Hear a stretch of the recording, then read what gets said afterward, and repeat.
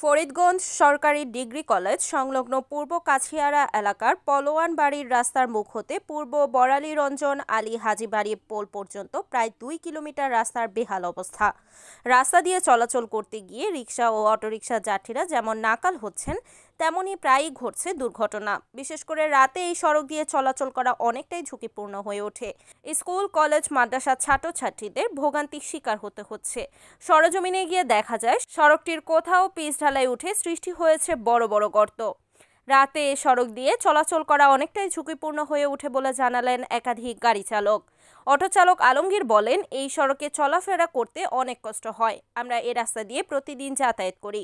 ভাঙা রাস্তার কারণে গাড়ি প্রায় বিকল হয়ে যায়। পথচারী অলিউল্লাহ বলেন, গ্রাম হতে ফরিদগঞ্জ শহরে যেতে এই রাস্তা দিয়ে যেতে হয়, অনেক কষ্ট পোহাতে হয়। এই রাস্তাটি অতি দ্রুত মেরামত করার জন্য কর্তৃপক্ষের দৃষ্টি আকর্ষণ করেন ভুক্তভোগীরা। এখানে আজকে আমার তো কষ্ট হয়, ডেলিভারি রুগী যেতে অনেক কষ্ট। এই রোডটা যদি প্রশাসনের মাধ্যমে যদি রোডটা ঠিক হয়, মানে আমাদের গাড়ি চালাতে অনেক সুবিধা হয়।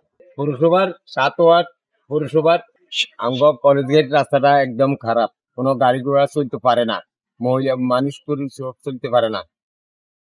Report Mohammad Kamrul Islam, NAN TV, Faridganj, Chandpur.